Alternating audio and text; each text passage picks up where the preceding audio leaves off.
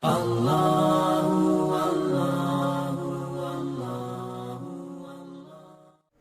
dalam hadis Nabi iza matabana adama in qata'u amalu illa min salatin shadaqatin jariyatin aw ilmi yuntabahu bihi.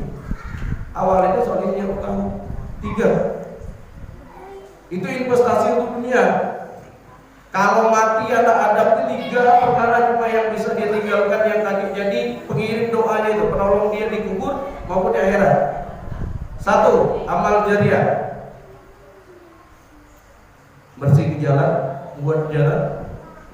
Ini kadang jalan kalau dari tempat barangkali jalan dari Pak Ibaku. Kemudian ilmu yang bermanfaat. Ilmu yang bermanfaat, ilmu untuk manfaat bukan sekedar dengan orang lain. Misalnya cak ini, tapi ada juga yang ilmu manfaat untuk diri sendiri ada. Ketika kita tahu wala tamshi fil ardi marha, wahai manusia jangan berjalan dengan sombong di muka bumi. Kita menerapkan itu dengan ini, Allah tidak boleh sombong. Itu ilmu sudah bermanfaat. Ketika kita tahu takbir begini, Allahu Akbar untuk ibu-ibu misalnya takbirnya sebatas bau begini, sudah diterapkan langsung, itu artinya sudah bermanfaat untuk kita.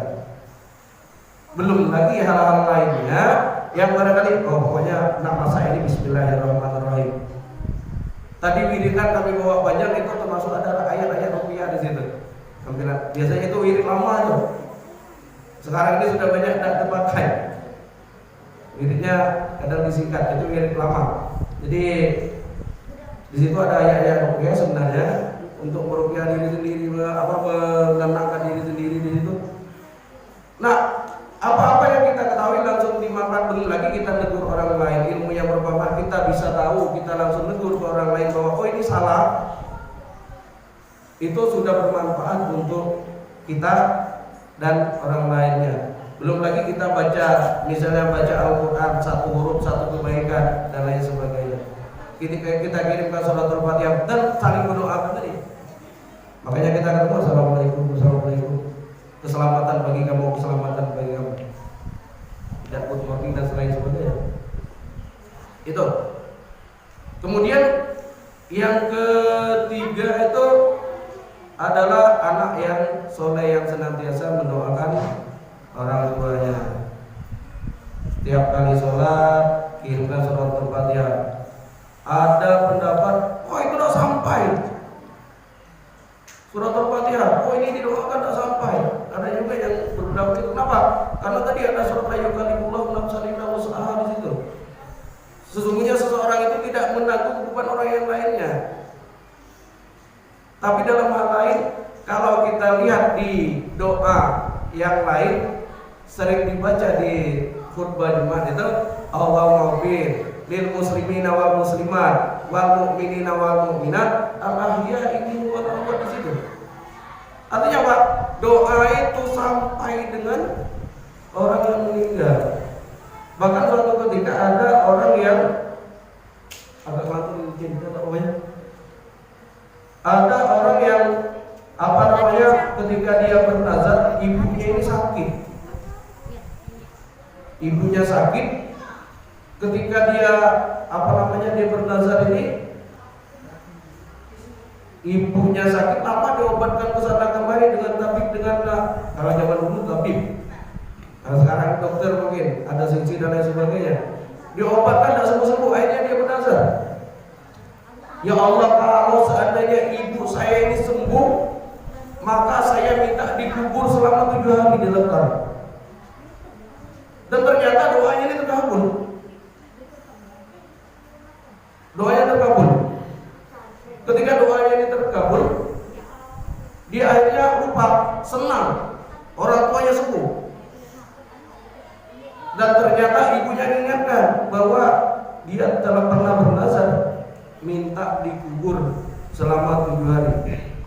Ya karena nazar itu adalah wajib, akhirnya dipenuhi nazar ini. Digalikan kubur, dia dibungkus seperti mayat pakai pocong itu, lalu dimasukkan dalam kubur.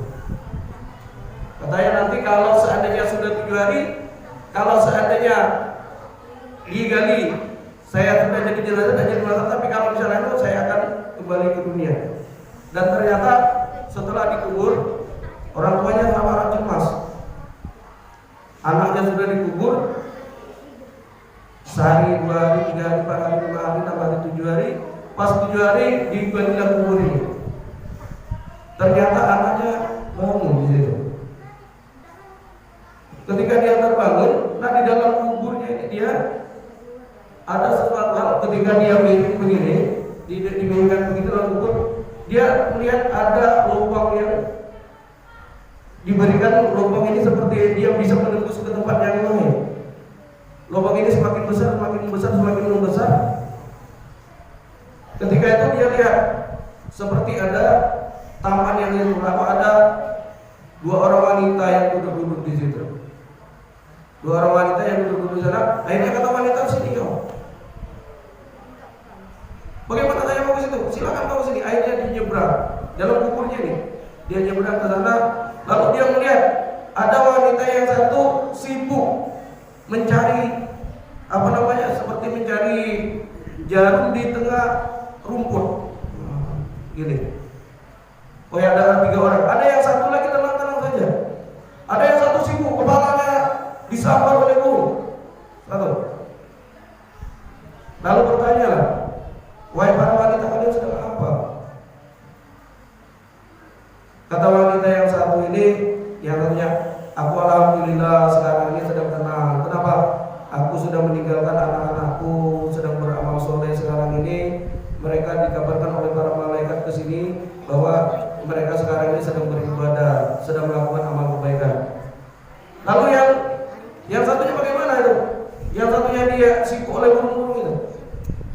Aku dulu katanya pernah durhaka dengan kakimu, mamamu.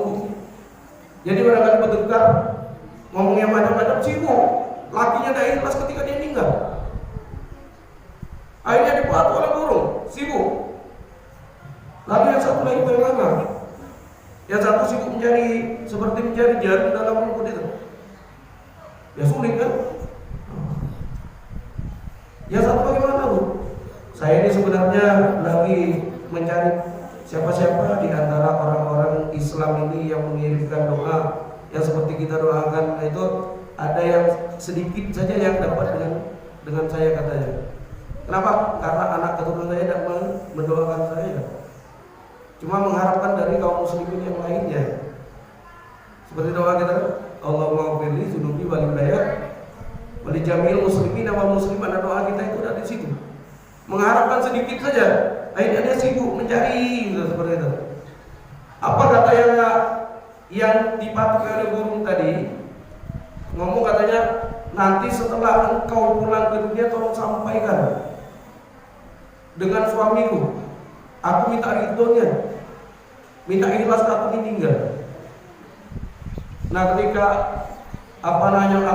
dia sudah pamit permisi kembali dari kuburnya, ternyata pada saat itu sudah hari ke-7, orang menggali kubur, dia akhirnya bangkit dan disampaikannya itu. Ketika dia orang tua mengucapkan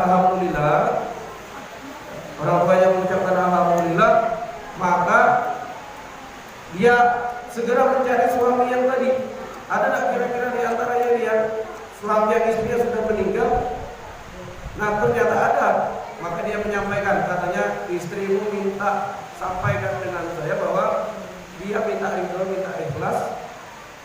Bagaimana siksaannya dalam kubur itu